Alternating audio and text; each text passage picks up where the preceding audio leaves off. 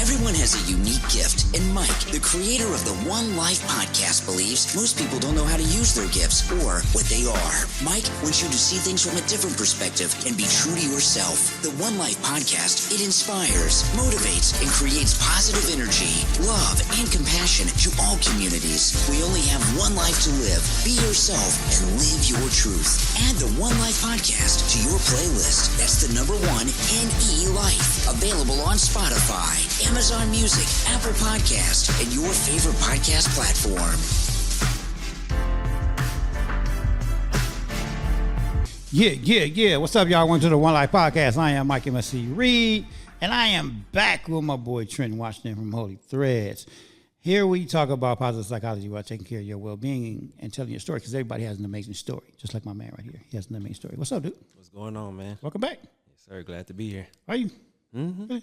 For sure. Hey, so, this past weekend we went to this event, which was pretty, to me, it was pretty historical for me just because of who was there. But I mean, what did you think about that event? Oh, I enjoyed it. I enjoyed like meeting the people that I met. I enjoyed the segment that they have where he kind of gave his life story and was, gave his background. And one thing I like about him, he's like very reserved. He's very like, slow to speak. He don't really, like he doesn't have no arrogance about him, right, even in the position that he's in. And some people they get that to that height. And it's crazy. It's like I was kind of telling you this at the event because everybody was like, "Oh, we got to get you back here," because he haven't did a speaking engagement in like 20 years, which to me sounds even crazy. I was like, "Dang!" And I kept hearing people like say, "Yeah, you haven't," because he doesn't live out here no more. But he hasn't been out here. Well, he hasn't done anything in 20 years. But they assumed he hasn't been back out here in 20 years. It's like he's out here all the time. Yeah. He just doesn't do speaking engagement because like he did that in the early on in his career. Yeah. And two, he doesn't really like to speak. I don't know if anybody caught on to that, but he even said that to somebody. I think it was to Linda afterwards. He was like, "I really don't like to talk. Yeah. I don't like public speaking. He doesn't like, but he is good at it. But he doesn't like it. He definitely don't like it. He hides it very well. Yeah. But like, I think he said it, I forgot because Cindy caught on to it, where he said, I think he was talking to the girl that was going to interview him. He was like, just ask me questions. I don't want to tell a story. Just ask me a question and I can answer the questions. Yeah. Like he's very good at that. Yeah. I think he's good at telling stories too because of his experience and whatnot. But he just prefers to answer questions. Yeah, for sure. I understand it. Probably felt uncomfortable. Yeah, but I mean, the one thing that my biggest takeaway from that is something that we're going to talk about here today, and that's time to talk. Wisdom across generations. I really believe that conversation, and we kind of spoke on this before, and I think that's why we're doing this episode, is that no matter how old you are, no matter how young you are, there's still the same principles, there's still the same blueprint that still exists in life that you have to follow. And there's no way around it. Now, I get that things are done differently because of the generation, but it's still the same principles. Yeah. They still apply, no matter what. I think, you and I, we kind of teach our kids that today. Well, we're trying to teach our youth that today. But let me ask you this. What's one principle you live by that never gets old? For me, I would say that would be focusing only on one day at a time. For me. One day at a time. That's one thing I'm grasping, and that's one thing I've definitely been practicing. Okay. Okay. For me, it's always been listening. And I was taught that at a young age. Matter of fact, I was taught that at age 12. I remember the day that some of the older homies, was my sister's friends, pulled me to the side. I remember vividly. I was sitting in front of my house, like on my brick wall in front of my house, is where like all the neighborhood kids hung out. They always hung out in front of my house because of my sister, because they was all her friends. And I remember just being young and always in the middle of a conversation. kind of like some of the kids we know today. Just always in the mix, Thought right? about a You, few. like you just gotta be in the mix. You always gotta just be in the middle of it, Yeah. right? And so finally, one of the big homies, he pulled me to the side and he was like, Mike, come sit next to me. And I was like, what? Like I was trying to like do stuff. And I was like, what? And he was like, dude, just sit right here. He was like, pay attention. And I'm like, what am I looking at? He was like, you all in that conversation and you have no idea what the conversation is about. He said, take yourself out of the conversation and just listen. Listen to what's going on. And then you can jump into it. But he said, you're so quick to just be into the conversation, just jump into every little thing. You don't even know what you're talking about. One, because you're young. But two is you don't even know the conversation, what it's about. Yeah. You couldn't even sit here and tell me the conversation. From that day forward, like, I don't know. It was like, you know how something just clicks? When he told me that, it just really clicked. Stuck with you. It stuck with me forever. Yeah. And that's why I've always like been like, I never jump in the conversation. And people always like, Mike, you love to talk. Like, you always talking.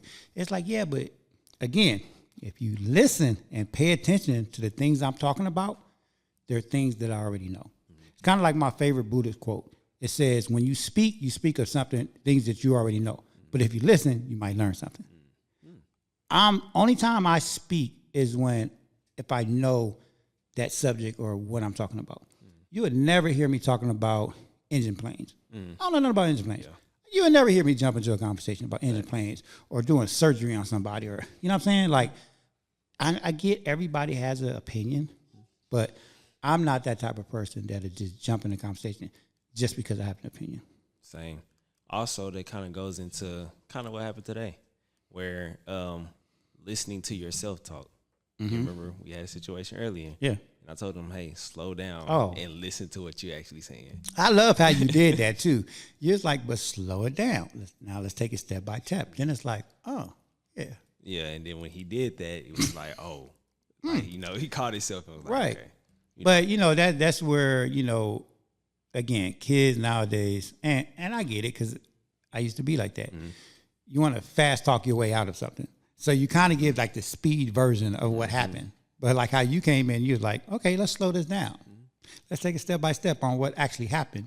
And then once you slow it down, you can see where, okay, I see where I messed up. Yeah, because most of their mindsets is, oh, it's not my fault. Right. So they anytime something happens, they automatically go like, hey, Right. I didn't do anything. So it's like, okay, you say that, but when you tell the story, I'm hearing so many things that you did wrong in that situation. Right. So it's like, why don't you just, hey, okay, say this first sentence. Okay, I did such and such and such while she was doing such and such and such. And it's like, okay, so what did you do? Oh, well, I was talking while she was supposed to be teaching. Right. You did something wrong. Yeah. You wasn't supposed to be doing that. Wasn't supposed to be doing it. But I mean, and I think that's the hardest thing right now is to get these kids, you know, this newer generation, to understand what we're saying. You know, like, because we've been there. Like, we keep telling them every day, we just constantly telling them, like, dude, we've been there. Like, every excuse you're bringing up, we don't say it. Like, it's saying something, like, they say it like they just invented. Yeah, it's all these new under the excuses. sun. Nothing new under the sun. For These real. excuses have been passed on from generation to generation. That is a fact. You know what I'm saying? Speaking of that, we was talking after the event, and actually the next day because we was talking about the event, and you brought up a quote, and because we was talking to a kid, and what was it? I forgot the scenario that was in our room, and it made you think of this quote. But I love the quote so much, I wrote it down, and I wanted you to talk about it.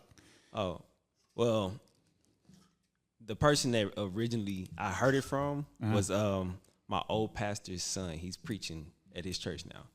And he was just preaching on a segment of decisions. Right. You know? And he said, when you're born, you look like your parents. But when you die, you look like your decisions. And when he said that, I was kind of like, wow. Right, like that hits deep. So true, you know? It is, and it hits so deep. When you were born, you look like your parents, but when you die, you look like your decisions. That's kind of like, wow. I wonder if kids actually understand it. How old was you when you heard it? Actually, I heard this maybe 3 years ago. Okay, 3 years It was ago. like 3 years ago. Okay. But when I heard it in that moment, I was like, oh my gosh. Right. You're right. You know? It does make you think. That's crazy. And I think we was talking about decisions that day. I think so too. We was talking about decisions, and because honestly, every day I'm constantly telling them, well, that's your choice. Mm-hmm. Like, I don't go back and forth with people, especially kids. Mm-hmm. Like, I'm going to give you choices.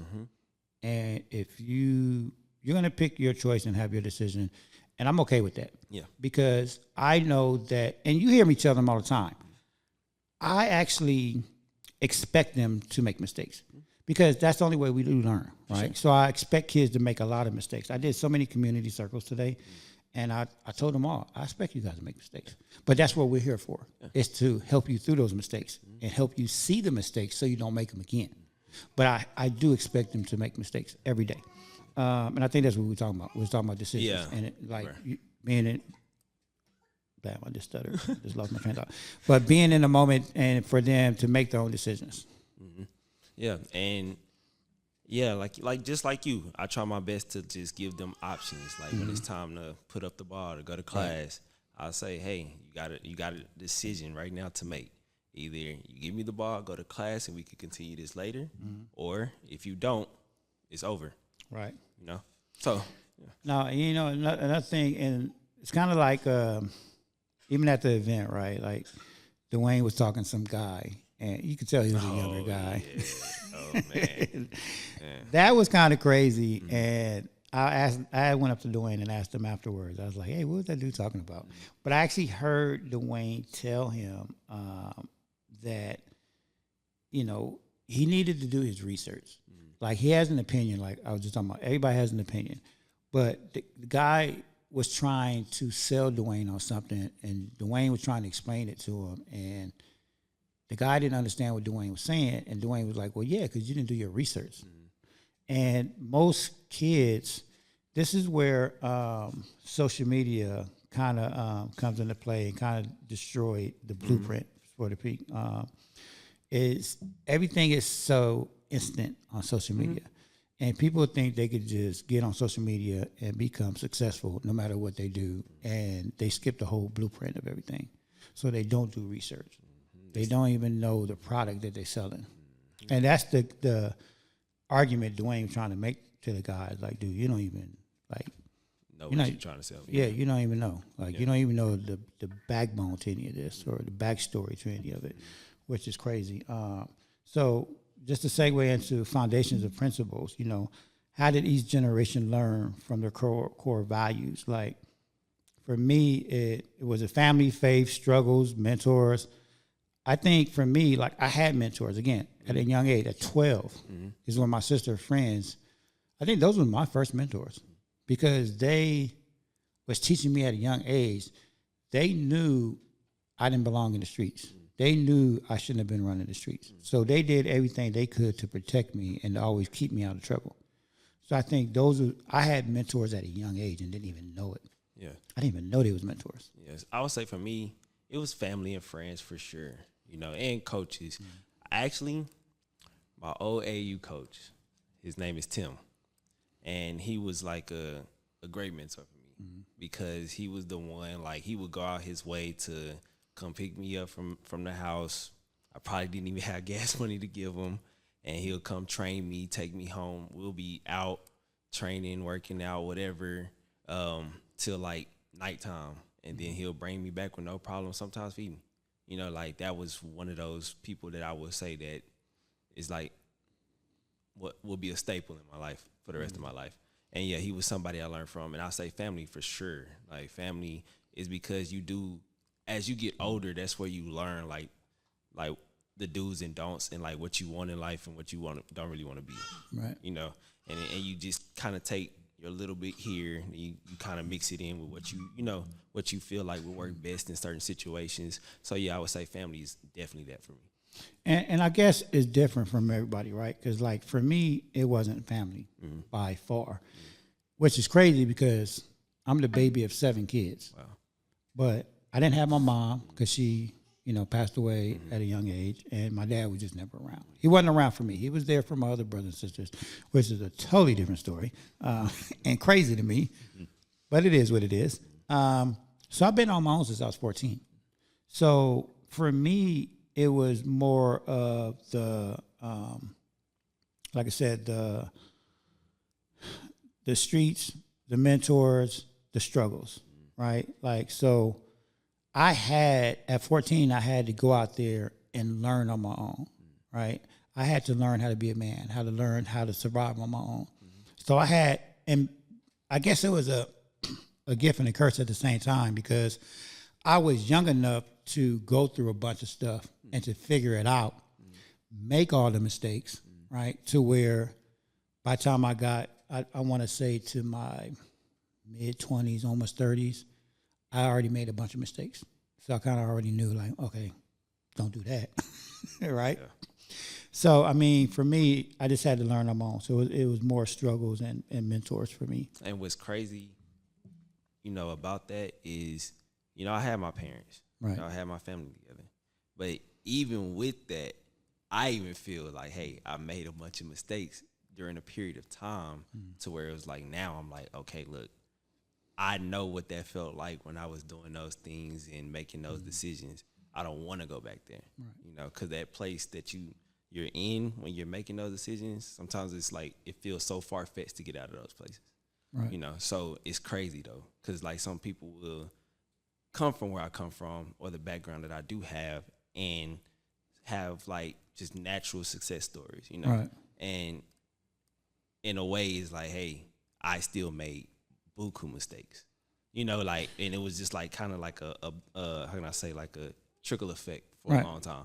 But let me ask you, did you have the type of parents that allowed you to make those mistakes because they knew, like, they only allowed you to like jump so far because they was always the safety net, so to speak? Well, I would say early teens, yes, but once I got like grown, figure it out. It's like, hey, like, that's how my mom was. Like, you a grown man. You bump your head, you're gonna see how it feels, you're gonna have to go through that pain. Right. And then you're gonna have to figure out how to get yourself up out of it. I can't save you. You right, know, and right. it's kind of where I get that when I tell the kids, like, hey, when you get older, it's gonna come a point in time where your mom can't save you. Yeah. Your dad can't save you. You're gonna have to figure it out. And if you put yourself in that position to where, God forbid, but you locked up or anything, you're gonna have to go through that yourself. Right. Like, and so we actually have a student that kind of is growing up very similar to me, where he, like, I didn't have my dad. Like, my dad was alive, but he didn't care. For whatever reason, again, I'm a baby of 7 kids, and whatever reason, he just didn't care about me. Whatever. So we have a student like that we know of, right? So I know what he's going through. And it does hurt me that I can't reach him, but I also understand why I can't reach him yet. It's because he's not at a point where he's ready. And that's something I had to learn too. Because in hindsight now, when I look back at everything, I did have people that was like, hey, shouldn't do that. Hey. And I was just like, who are you? Why are you telling me this stuff? Don't care. I had the same attitude, right? So I get it, and that's why I don't stress too much about it. It like I said, it hurts because you don't want nobody to go through that, right? Yeah. Like, I don't want him to go through the same pain that I went through down the same road. Yeah.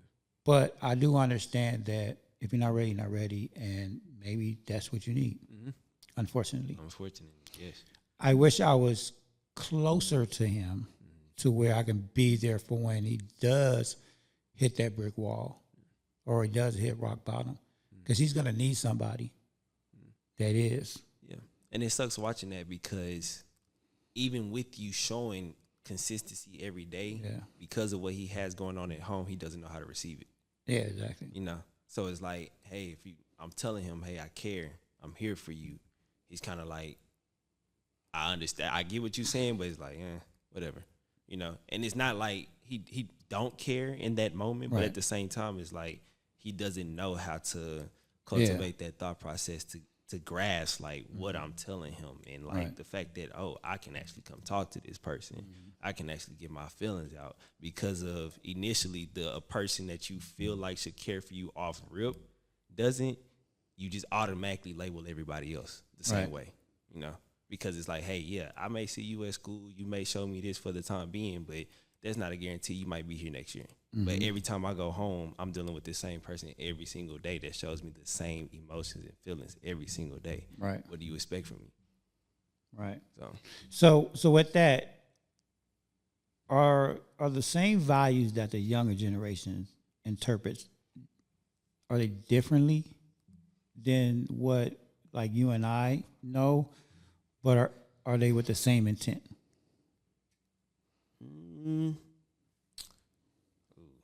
I want to say they are, but how you mention social media, right? It kind of blurs the line. It does. A whole lot, because most of the things, like when it comes to going through life, it requires a lot of patience and it takes time. So it's like a lot of build up throughout the years for you to grasp certain meanings, certain understandings, certain gratifications. But with social media, like you said, you don't see that. They don't see what it took to get to this point. They don't see the thought process, the grind, the emotions, the everything, the loss that you had to go through to actually reach this pinnacle that you're at right now. So I feel like it's kind of the lines are blurred. But I do want to say that it does have the same intent, but it's just with social media and everything going on, it just kind of blurs the lines a lot. It's like the timeless truth. Yeah. So a few days ago, and I kind of brought this up to you, I was watching a video from the Breakfast Club. It was BBD and New Edition. BBD, New Edition, and Boys to Men. And I think Ricky from BBD was asking Ralph Tresvant from New Edition, and for y'all young people, BBD came from New Edition. They're kind of one group, but they're separate. But Ricky was asking Ralph the difference between R&B back then and R&B now, and where was it lost, right? And that was such a great interview. I actually listened to the whole thing because it's what we're talking about today. The time is truth, but it is what because Mike Bivin actually answered it, and Ralph kind of answered it, but then Mike Bivin gave a better explanation. It is social media. It's the instant gratification. It's because they forgot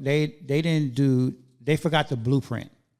They thought that, social media, I can make me a Facebook, Instagram, TikTok, grab a microphone and do a weird dance, and now I'm successful. Now I'm the R&B star. And it's like, no, that's not the blueprint. Go look at how Prince did it, how Michael Jackson did it, how, the Gap Band did it. Go look at all these successful older groups did it. Now follow that blueprint, and I guarantee you'll be successful. Yeah. But they don't look at the blueprint. Yeah. That's kind of how, like Dwayne was saying with the other guy, people don't do their research now. They just draw something, put it on social media, and think they're an artist. And you get a couple of likes, and it's like, you get a few likes, and social media told you you're famous. So that's why they call it TikTok famous, Instagram famous. It's like, no, but you're not world famous. Like, that's a fact. Social media famous only lasts so long. It's like it has the attention span of a kid. Because guess what? When they scrolling and they find the next thing, they just forgot about you. On to the next. It's on to the next. And then you'll find yourself chasing what their what their attention is gravitated to now. Right. So like I agree. There's no substance. No substance. Like you said, you named the greats in R&B music, and the studying that they had to do. A lot of those people were, I guess you could say, understudies to like Bobby Brown. How he explained how when they was on tour with Rick James, he would watch his shows. And you kind of saw that when he got his chance, Bobby Brown was doing Bobby Brown, but he learned that from watching Rick James and watching these other people with the New Edition, the temptations, and they had the steps and how to be together. Like, yeah, they had to learn from somebody. Even like take Kobe and Jordan. Perfect example. Kobe mimicked Michael Jordan. Mm-hmm. He studied every Jordan move, from the tongue to the shirt putting over the mouth when he's talking. Like every little thing he mastered because he studied every film tape of Jordan. Yeah. He followed the blueprint. He asked him questions when he got to play against him. Like you have to take those steps because he's 2.0 my MJ. So yeah. No, literally, and you saw him talking to Jordan when they was at the free throw line and they bent it down. Kobe was like, "Hey man, how you do that?" He was a student of the game. Exactly. Sure. He didn't have an ego. Oh man, I'm better than you. I can beat you. Like how we hear that. What kid told us today? Oh, he could beat us. I'm the best. I'm the best. Sixth grade. I can beat y'all. I'm like, dude, you got a long way. I can beat everybody in the school. I'm like, you have a long way to go, dude. I'm old and you still can't beat me. I would just box you down every time. Exactly. Like, get out of here. But yeah, it's like, how about asking us questions? Right. Like today when we were doing the community circuit this morning. What I tell the one student? I said, he asked me a question, but it was the wrong question. I said, think about your questions. You focused on the wrong thing right now. And I gave him the answer. I said, this is what you should be asking me right now. But you're worried about the wrong thing. And that seems to be like a lot of our like students. It's like they always worried about the next man. Right. It's like you don't even look in the mirror, But again, I expect them to make mistakes. For sure. So that goes into the next thing that we were about to talk, mistakes and milestones. If you can talk to your younger self, what would you say to your younger self? To my younger self? Mind you, you're still young. I mean, yeah. But I'll say 10 years ago, my younger self, I was 18. 10 years ago, what would you say? To my 18-year-old self, I would say eliminate the distractions, 100%. Eliminate the distractions. Again, take it one day at a time. And I would also say surrender your life and everything about you to the Lord. Plain blank period. Because again, I saw when I decided to make those decisions on my own where it took me, and it wasn't like I didn't have an opportunity to be successful in something. Right. It's just my mind was so cluttered with so many other distractions that I wasn't even able to think about, hey, maybe if this don't work out, I can do this. If this happens, where do I go from here? So now it's like, again, like I told you before, I'm forced to kind of sit and really think about that now. But on top of that, I have to provide, for a family at the same time. So I have more on my plate and I'm trying to build myself up at the same time. So that's more of a difficult task versus when I was 18, I didn't really have any responsibilities. Right. I was kind of like, hey, kind of free. I had every opportunity to put my foot in here, put my foot in there, go here, go there. And I chose to fall into distractions. So, I'm sorry. I will also say, think about the people that support you, for sure, because there's always somebody supporting you. Just like I tell the kids, there's always somebody watching. There's always somebody supporting you. Oh, 100%. So let me ask you this, because when people ask me that question, I always never know what to say. And that's because I can sit here and I can see all my mistakes, right? And I can say, yeah, I can see where I went wrong. This is what I could have done. I can see all that. However, all the mistakes I made and the experiences that I went through made me who I am today. Yeah, that's true. And I'm proud of who I am today because I gone through all that and I still made it. I wasn't like how you were telling the kids today, don't be another statistic. I can't even say the word. Statistic. That's a word I can't say. Yeah. Okay, I got flaws, y'all. I got flaws. You know what I'm talking about. It's all good. Y'all know what I'm talking about. Statistic. How you say the word, dude? You laughing at me, but correct I'll me. be stuttering too. So. How do you say it? Statistic. Thank you. That word. Don't be one of those. There's certain words I can't say. I'm going to be honest. I got flaws. But, so yes, I mean, I honestly can't never answer that question because, yeah, I can sit here and again, I can name all my mistakes. I can see where I went wrong and what I could have done and what I should have done. But at the same time, when you go through adversity and you go through something, it feels much better. Mm-hmm. That's why I say I'm proud of who I've become because I went through all that. Like I wasn't just another statistic. I keep setting myself up. Example. Another example of how, someone from the hood failed, went to jail, died, whatever. Yeah. I'm not. I made it through it. Yeah. I understand that. I can feel that. Another question. Did I ever ask you this question? No. Okay, because it goes in line with what we're talking about right now. If you had a choice, what path would you choose? Path to your left or path to your right? Is it based off what I'm seeing on the screen? I can't give you no clues. If you had a choice, what path would you choose? Probably choose the right. The right? Why? Yeah.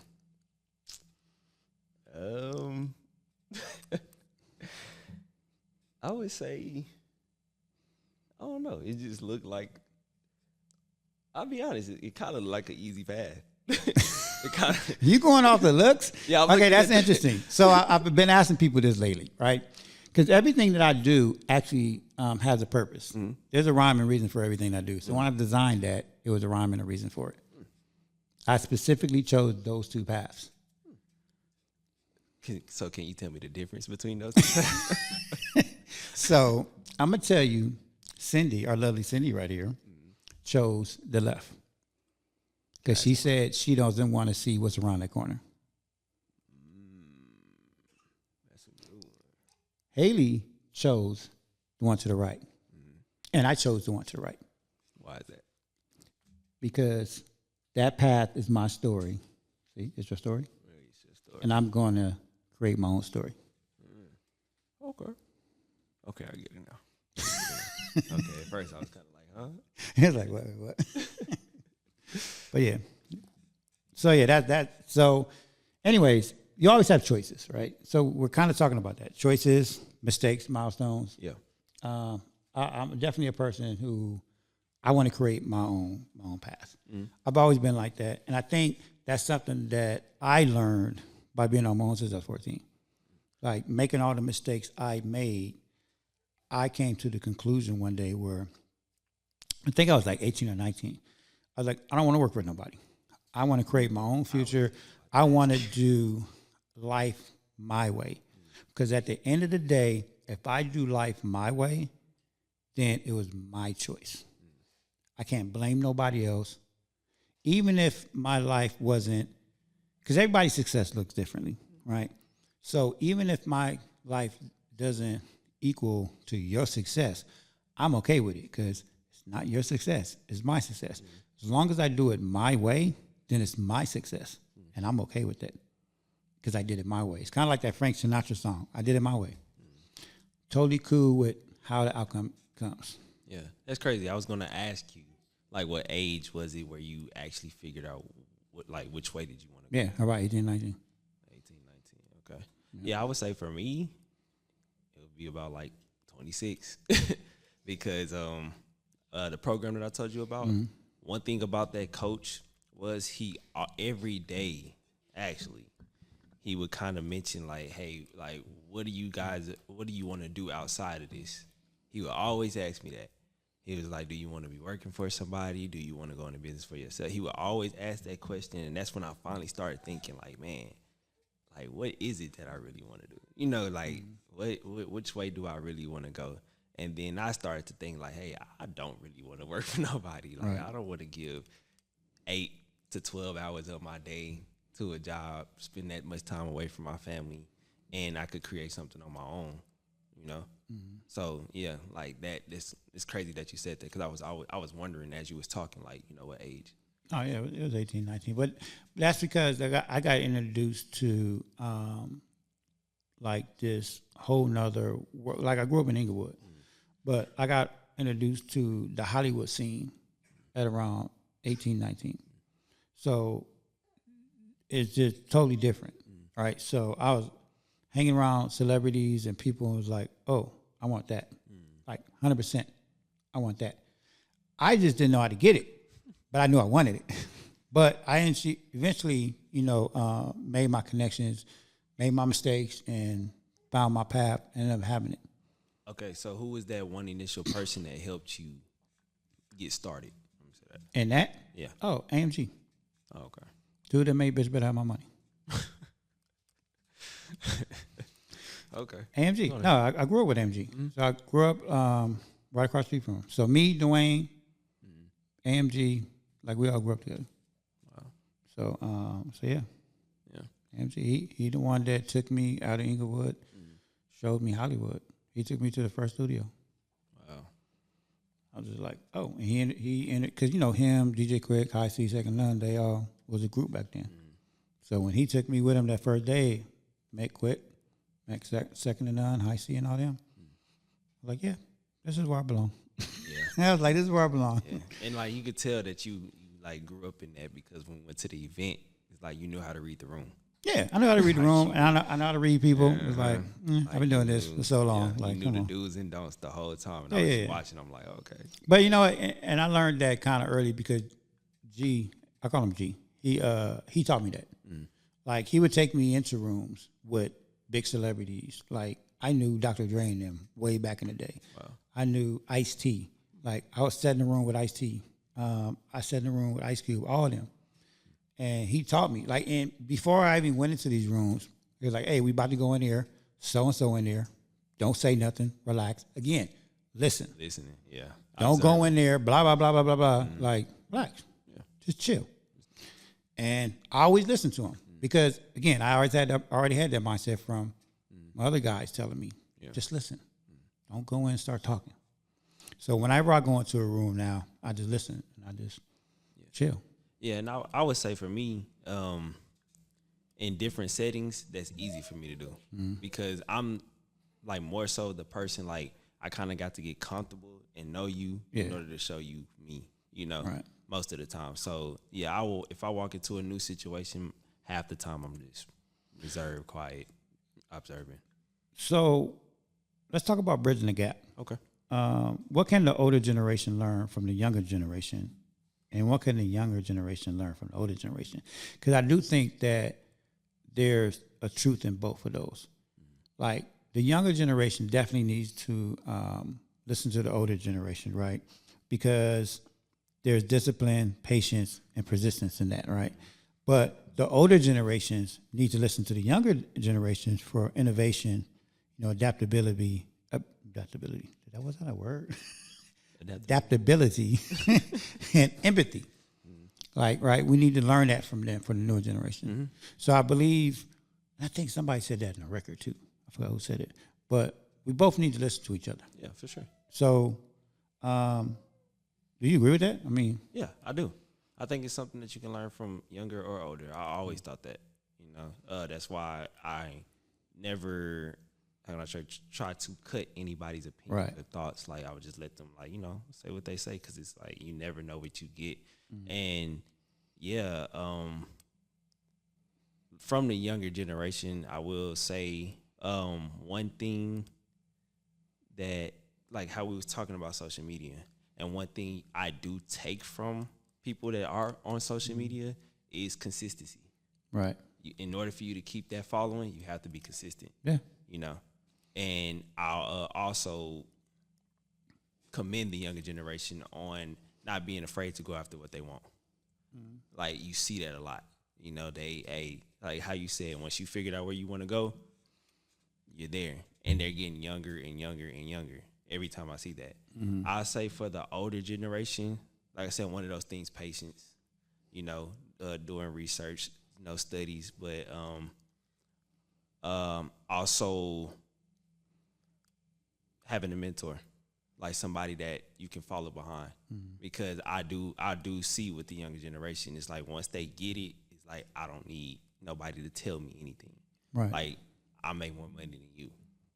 And when they get to that point, they like, oh yeah, you know what I'm saying? Like, go ahead, I'm good. They're literally, I don't know if I told you the story, a student the other day, right when we got back from Halloween. So of course he went trick-or-treating, got all this candy, came to school, and he was out of class.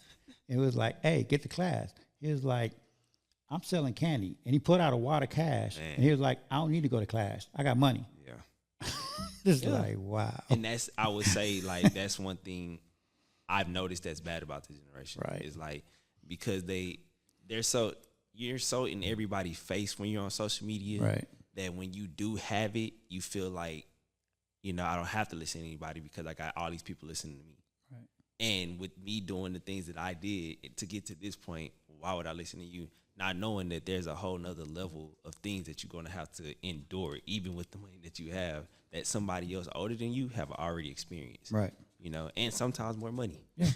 Because it's only so much candy you can sell. Oh, for sure. Because you didn't collect that much candy from Halloween. For sure. So I'm pretty sure even by now he's out. So what you gonna do now? If he ain't ate it all. Yeah, what are you gonna do now? But how do we keep these conversations going? How do we keep the conversations alive? Is it families, communities, culture? I think all three. I think they all work hand in hand. I think it's a balance. Mm-hmm. Like I think, and like you said, it's the consistency in having these conversations, mm-hmm. making these normalizing these conversations. Yeah, exactly. Normalizing these conversations is like one of the main factors. Yeah, because even when it's so crazy that you said that, because now that I'm thinking, when we did the community circle, mm-hmm. it seems so, how can I say, like weird to those kids when you try to speak good into them. Right. But it's normal if you go the wrong route. And it's so crazy. It's like how we're doing our job, okay, you got to report to the office. Why are you snitching? Why are you saying? It's like, dude, you did something wrong. Right. These are the consequences. It's like it's so bad to like suffer those consequences after you made that wrong decision. I literally had a kid come up to me the other day because there were some kids fighting. And I just happened to be in the office, and his friends was in there. Mm. And he was like, why you snitch on them? Why you snitch on my friends? First of all, I didn't snitch on your friends. Mm. Second of all, they got themselves in trouble. Exactly. Let's talk about accountability now. Like, take accountability for what you did. Like, I had nothing to do with that. Exactly. And there's no accountability. Like I said, everybody's a victim. Everybody's a victim. So, yeah, I would definitely say normalizing those type of conversations. Right. And that's why, like today, I started the new community circle, and I want to start doing that every morning. Even if 2 or 3 boys show up. Yeah. I mean, this morning we had 10, even if 2 or 3 show up. But I want it to be every morning, like how we have our morning huddles. I want to do it every morning, and I'm hoping that it just grows and it becomes normal. Oh, me too. Because even to add to that, I was just thinking about that, because how I said it's like so weird to them. It's like it's so weird to the point that they're uncomfortable with truth. Yeah. It's like, man, like you tell the truth or you tell them the truth about themselves or even anything, is like, hey, like it makes them so uncomfortable. Mm-hmm. How we was talking, we had the student, you telling him you care about him, you're here for them. That makes them so uncomfortable. Oh, yeah. But and it's so crazy when I see that. It's like, man, like you see how off we are as in the world in general, because they normalize, hey, I'm going to talk crazy to this female. Mm-hmm. She's still going to like me anyway. Right. You know what I'm saying? That's crazy. And some of those little girls, you see them, they like normalize, oh, that's how dudes are. That's how they talk to me anyway. And I'm still going to do what I do. Right. Or, I can disrespect this person and expect something from them at the same time. Like, it doesn't make sense. But that's so normal to them, and it's so crazy. So, legacy and impact. What does leaving a legacy mean in today's world? Like for me, I actually do got great news, Ms. Hertz. I have great news. You didn't even know this, but I'm gonna share it right now. You didn't know this. Today, in a few minutes, when we end this show, I would have completed 150 episodes. So you are my 150 guest. Thank you very much, sir. But that's what leaving a legacy from me is. It's leaving these conversations. It's and it's crazy because when we was at that event and Dwayne was talking and just kind of for context, Dwayne is a huge shoe designer for Nike Air Jordan. He's retired now, but now he owns the biggest Shoe designer school. Yeah, but what is it? HBCU. HBCU in Detroit. Detroit. Thank you. You know more than me now. I was paying attention. You're paying attention. That's what's up. But yeah, in Detroit, that mainly focuses on design, which is huge. And at the end of his interview, they kind of asked him, like, what does his legacy look like? And he said, which when he was saying it, I was like, damn, that's kind of impossible, right? But he said he wants people to forget that he was a shoe designer and to remember him as someone who opened up the school and is teaching the next generation of designers. And I was just like, wow. Like, I had to think about that for a minute. Like, how do you erase, like, how you started from working at LA Gear to, as a temp, putting in shoe designs every day, right, in that suggestion box, and that's how you got hired. Like, how do you erase all that? You never went to college, but yet you ran. You wasn't just a shoe designer at Nike or Air Jordan. You ran Air Jordan. Literally ran Air Jordan. How do you erase that? Like, that's a legacy in itself. Yeah. Yeah, then I think what he was trying to say is it was his purpose to keep it going. Yeah. Like, it makes sense now that I think about it. It makes sense that, yeah, I did all that. I was a shoe designer, but then that ended. That had to end at some point. The legacy he's leaving now with the college, that's timeless. It has no ending. It carries on. It could carry on. Yeah, it could carry on. And that's what I was thinking. What I got from that was that and the beginning stages, that was for him. Mm-hmm. You know, like, even though it was in the past, that was all for me. Right. You know, this is beyond me. What you're doing now is beyond him. Mm-hmm. Because when he died, that still goes on. Right. Everything that he did back then is done. We may talk about it, we may bring it up, but there's no bringing that back. Right. So that's how it is for me, right? Like, I thought, and because, like I said, when he said that, I was like, I understood it, because I thought when I was in entertainment, when I was working on all those TV shows, that was my legacy.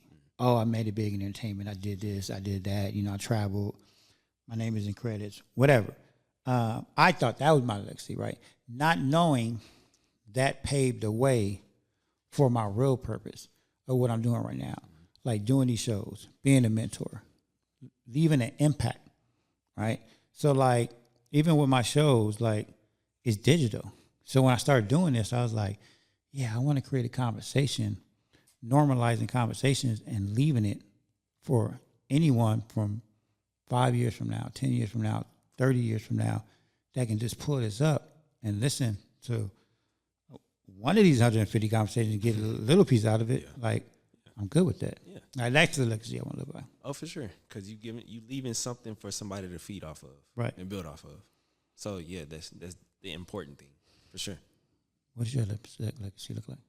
What is my legacy? You're still living your legacy. You're still young. Yeah. Yeah, I mean, yeah, I'm still young, but when I first see my legacy, of course, like how you just talked about, like making an impact, giving somebody something to build off of, like not just my family and my sons, but other people, but also as many people as I could lead to Christ. Right. 100%. Making an impact, allowing people to see the Lord in me. That's my legacy. And that's where your holy threads come in. Mm-hmm. I love that. Yes, sir. I love that. And that's the timeless principles that we're talking about. Right? Mm-hmm. Like with Dwayne, it's, again, following the blueprint. How designers now, if they go back and research his story on how he did a design every day and dropped it in suggestion box. Consistency. Right? Mm-hmm. Persistence. Discipline. Mm-hmm. He did that every morning before he started work.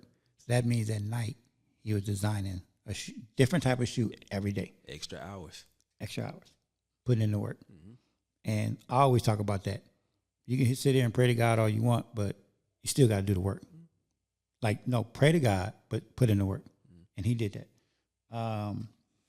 That's what timeless principles is to me. You guys still gotta put in the work. You still gotta have that discipline, the patience, the persistence. Mm-hmm. You gotta listen. Youngsters. Anyways, that is 150 episodes. What is your biggest takeaway? My biggest takeaway? Your biggest example of growth never stops. Like your biggest one, or I tell you what, not take that back. Let me ask you this. What's your one sentence wisdom? My one sentence wisdom. One sentence of wisdom. Well, you gave me one earlier. I was about to say, I think I said it earlier. That one is major. It is major. That was major. But do you have another one? This is your mic drop moment. Mic drop? It really says that right here. The mic drop mic drop moment. What is my one sentence wisdom? Okay, so example, like growth never stops, right? The only thing that changes in your perspective, right? Yeah, the only thing that changes in your perspective. This is one sentence wisdom. I know you gave one earlier, but yeah. Yeah. Since you put me on the spot.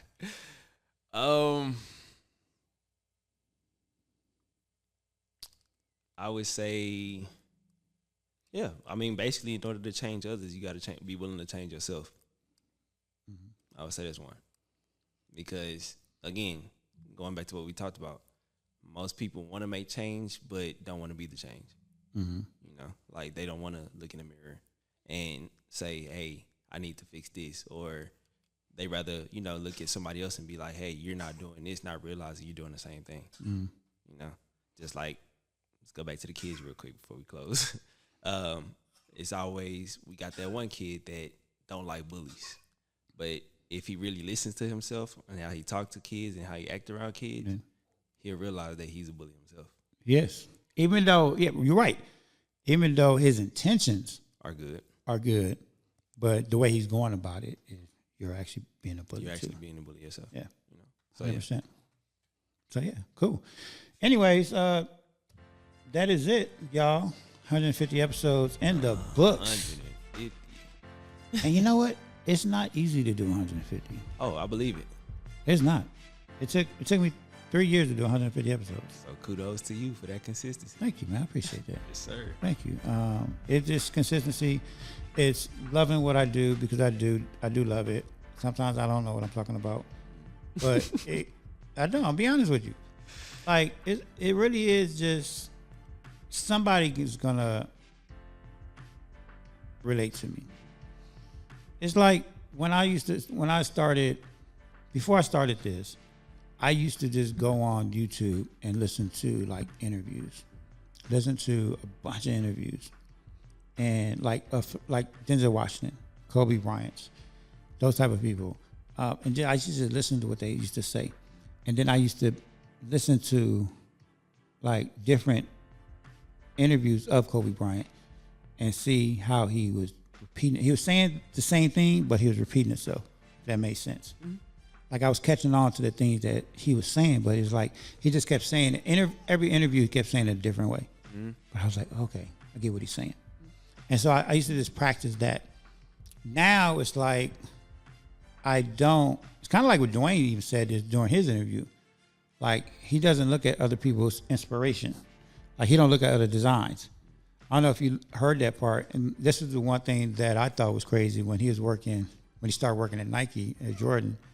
They used to send them to automobile manufacturer club.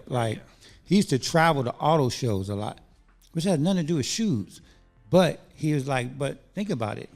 A shoe is just like a car. It has every part. Like if you turn a car, turn a shoe.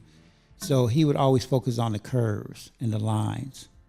And that's how he designed shoes. He didn't look at other shoes. He looked at cars. Wow. Right. So for me, people always ask me, do I ever listen to podcasts? And I was like, no. I've never listened to someone's podcast.